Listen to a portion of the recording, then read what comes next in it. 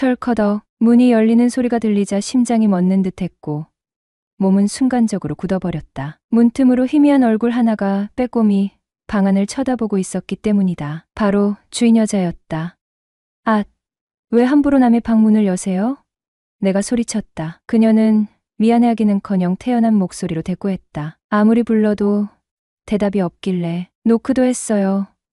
나 수도세 받으러 왔거든. TV 소리에 노크 소리를 못 들었던 모양이다. 나는 급히 옷매무새를 정리하며 자리에서 일어났다. 5,000원이죠?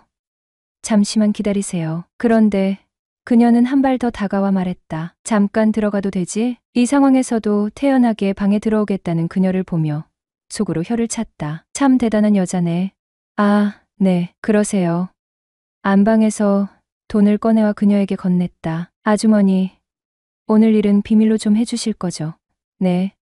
그러자 그녀는 웃음을 참으려다 결국 폭소를 터뜨렸다. 으이그, 이게 무슨 개쪽이야. 민망해서 투덜거리자 그녀가 팔짱을 끼며 장난스러운 표정으로 말했다. 걱정 마요. 소문 안 낼 테니. 하지만 자주 그러는 건 몸에 좋지 않아. 저 자주 그러진 않아요. 나는 얼굴이 화끈거리며 변명했다. 그녀는 빙긋 웃으며 말했다. 아저씨, 비밀로 해주는 대신 내 부탁 하나 들어줘야 해요. 공짜는 없으니까. 순간 가슴을 쓸어내리며 물었다. 뭔데요? 요즘 어깨가 아파 병원 다니는데 지금도 좀 뻐근해요. 잠깐 두드려 줄래요? 나는 어쩔 수 없이 고개를 끄덕였고 그녀 뒤에 꿇어앉아 어깨를 톡톡 두드리기 시작했다. 그러던 중 그녀가 불쑥 말을 꺼냈다. 근데 아저씨는 젊었을 때 여자들 많이 울렸겠어. 호호. 네?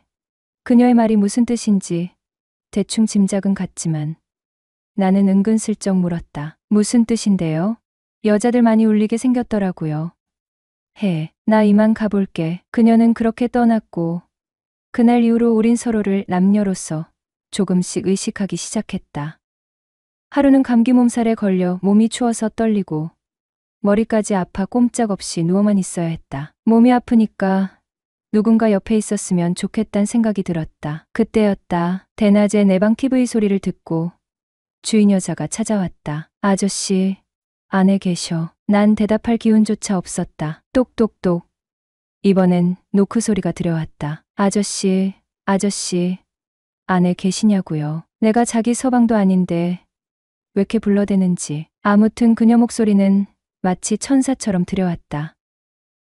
네, 저 여기 있어요. 간신히 대답을 하였지만 그녀가 듣지 못했나 보다. 어머, 문이 열려 있었네. 하며 그녀가 방문을 열었다. 그녀가 방문을 열고 얼굴을 보더니 아저씨, 어디 아파요? 하며 방 안으로 들어오는데 그 모습이 어찌나 사랑스러워 보이던지 순간 눈물이 나올 뻔했다. 그녀는 다짜고짜 내 이마에 손을 올렸다. 어머, 열이 펄펄 끝내 이러다 큰일 치르겠구먼.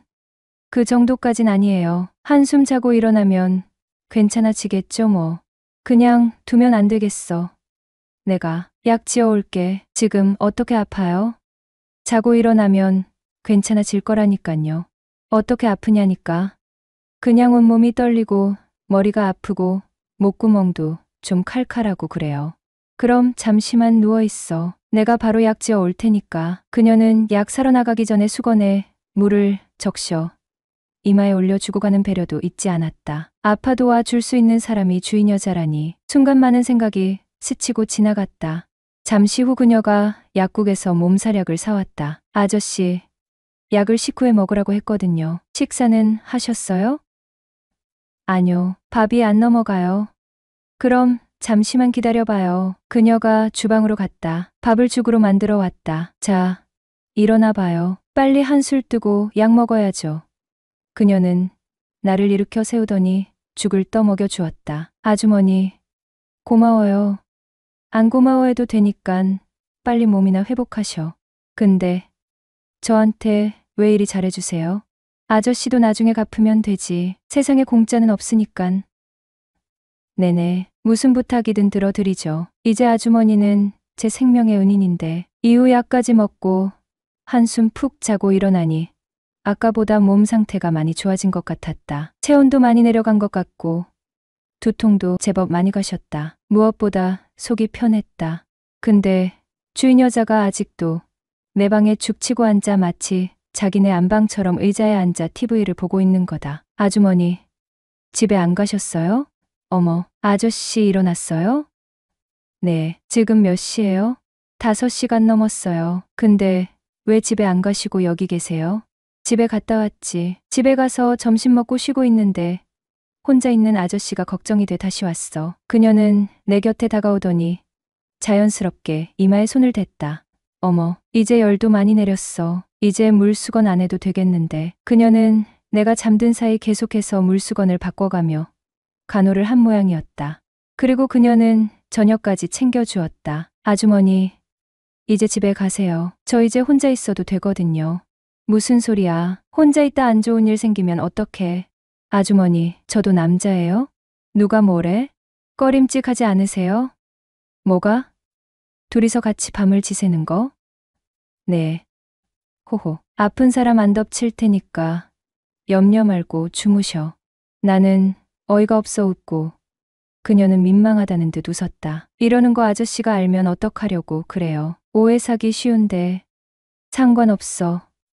우리 이혼할 거니깐. 그래서 말인데 나 여기서 자고 가면 안 될까? 그녀의 당돌한 농담에 나도 모르게 웃음이 터졌다. 그녀는 분명 이혼하겠다고 말했어요. 그리고 어느 날 예상치 못한 고백을 내게 건넸죠. 나 정태 아저씨 좋아하는 것 같아. 그 순간 우리 사이의 거리감이 단숨에 사라졌습니다. 사실 그녀가 나를 정성껏 병간호해 줄 때부터 이미 마음속에서 다짐하고 있었어요. 이런 여자라면 정말 놓치고 싶지 않다. 남주기 아깝다. 내가 가지고 싶다. 그런 생각이 계속 맴돌았으니까요. 그런데 그녀가 먼저 마음을 표현해 주니 모든 게 한순간에 분명해졌습니다. 도망치거나 망설일 이유가 없었죠. 그녀의 용기 있는 한마디에 나는 기꺼이 마음을 내어줄 수밖에 없었어요.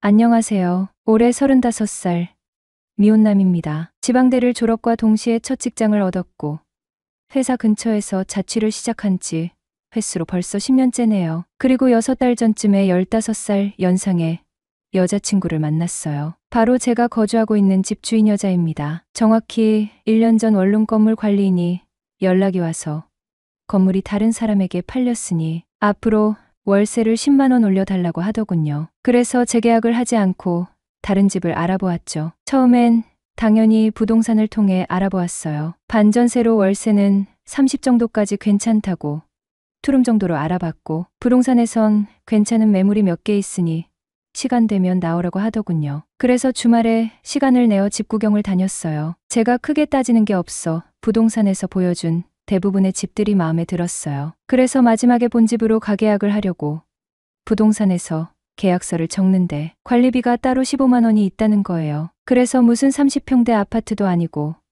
관리비가 15만 원이나 되냐고 물었더니 그 집은 유선방송, 인터넷, 물세, 건물 청소비 등이 관리비에 포함되어 있어 그렇다더군요. 참 어이가 없어서 한 푼이라도 아끼려고 월세 10만 원이 아까워 이사를 결정했는데 15만 원을 더 내라는 말은 용납할 수 없는 부분이었죠. 그래서 이곳저곳을 알아보다 결국 원룸은 포기하고 가성비 좋은 주택 매물로 알아봤고 2층 주택의 1층, 직거래를 통해 방 둘, 주방 겸 거실로 된 집으로 결정하게 되었어요. 계약서를 적으면서 2층에 사는 주인 여자와 잠깐 이야기를 나눴었죠. 근데 50살의 나이인데도 불구하고 매력적인 모습에 와 엄청 이쁘게 늙었다란 생각이 들었어요. 솔직히 아줌마를 보고 이성으로 느낀 건 그녀가 처음이었거든요. 그만큼 비주얼이 남달랐죠. 계약서 작성하며 그녀 나이가 50살이라는 것도 알게 되었어요. 외모도 제 눈엔 괜찮았지만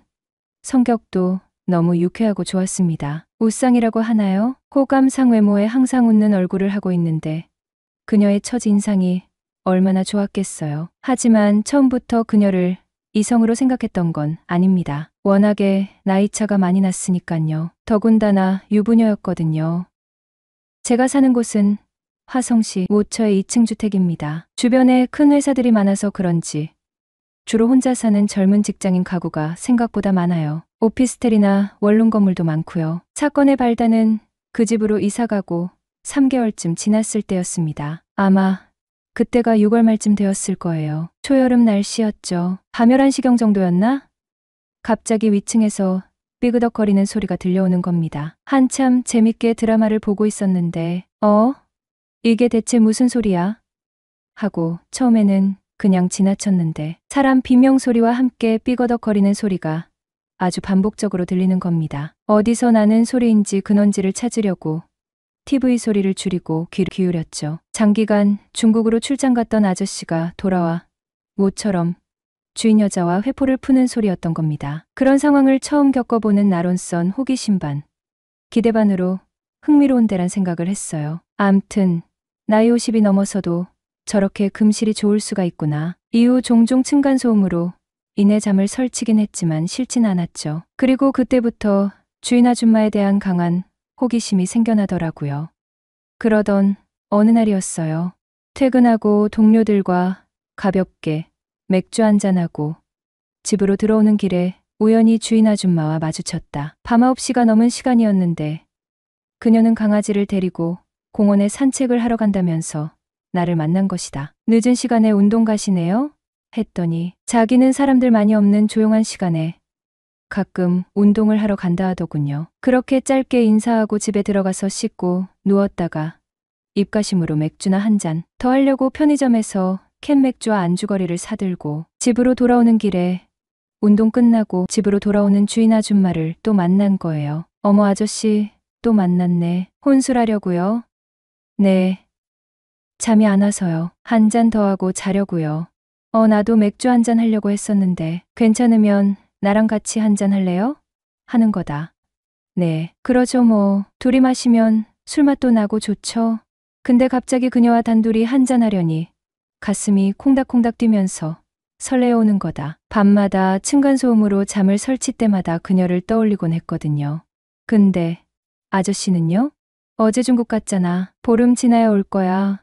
그날 늦은 밤까지 우리 집에서 맥주를 마시면서 이런저런 얘기를 나누었죠. 근데 남편에 대한 불만이 많더군요. 20년 가까이 잘 다니던 회사를 때려치우고 사업을 해보겠다며 자그마한 사업을 시작하였는데 수시로 중국을 왔다 갔다 하며 지냈기 때문이었죠. 더군다나 투자를 한답시고 돈을 쓰기만 할 뿐 벌어오는 돈은 없다며 부부간의 갈등도 늘어났다고 했어요. 저 역시 주식 투자로 있는 돈 다 날려먹고 이 나이 되도록 장가도 못 가고 새빵살이 하고 있다고 하소연을 하였죠.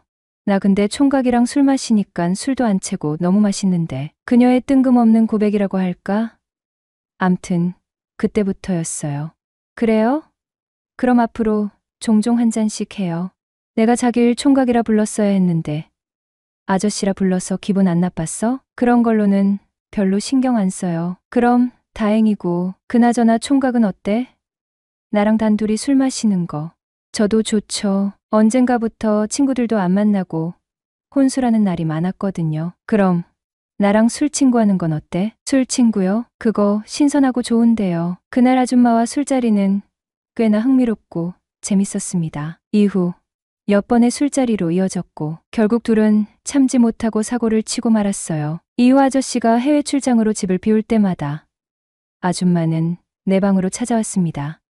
벌써 1년이 넘어가네요. 근데 그녀가 이혼하면 나랑 살고 싶다는 거예요. 며칠 전 그녀가 우리 집으로 찾아와 남편과 이혼하기로 결론을 내렸다며 이혼하고 나서 나랑 살고 싶다고 하더군요. 그동안 남편과 진지하게 이혼 이야기가 오고 갔고 재산 분할하게 되면 지금 살고 있는 집은 아줌마한테 주기로 했다면서 이혼하게 되면 자기랑 2층에서 저랑 함께 살고 싶다는 겁니다. 그런데 살아오면서 이런 고민을 한 번도 해본 적이 없었는데 아줌마의 제안을 듣고 문득 이런 생각이 자꾸 듭니다. 제가 10년 정도 일해서 모은 돈이 고작 2,500만 원입니다. 대부분 주식이나 코인 투자로 날려먹고 말았죠. 현재 반전세로 살고 있는데 보증금 2천만 원 제외하고 현금 500만 원이 저희 전 재산이에요. 부모님 두 분 다 계신데 집안 형편이 별로 좋지 않아 도와줄 형편도 아니고요. 그래서 너무 고민이 되는 거예요. 30 중반 나이에 전세집 하나 구할 능력도 없는 내게 시집 올 여자가 과연 있을까? 언제 돈 모아 허름한 빌라라도 하나 살 수 있을까? 아무리 계산기를 두드려봐도 답이 없는 겁니다. 그럴 바엔 남은 인생 주인 아줌마와 함께 하는 것도 괜찮지 않을까? 비록 나이 차는 많이 나지만 다른 조건들은 저한테 너무 잘 맞잖아요. 더군다나 궁합도 잘 맞고, 그리고 아줌마가 저한테 머리부터 발끝까지 전적으로 맞춰주거든요. 저를 아주 끔찍히 아낍니다. 그녀가 경제적으로 여유로워 놓치기 싫다는 게 솔직한 심정이긴 합니다. 하지만 그녀와 동거를 시작하게 된다면 제 인생에 한창 좋을 때를 그녀와 보내야 할 테고, 어쩌면 그녀와 평생 살아야 할지도 모르죠.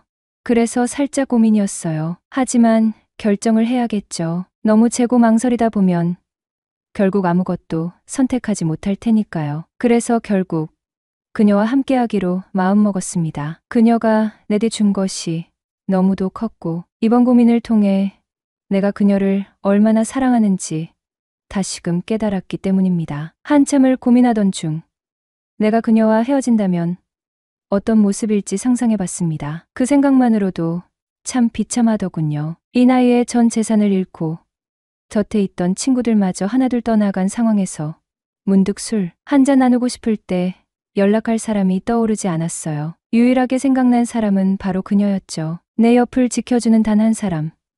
나의 여인 옥순이었습니다. 옥순아, 내가 내 곁에 있어줘서 정말 고마워. 그리고 정말 사랑해. 우리 앞으로 오래도록 함께 행복하자. 모든 위대한 사랑은 희생을 동반한다.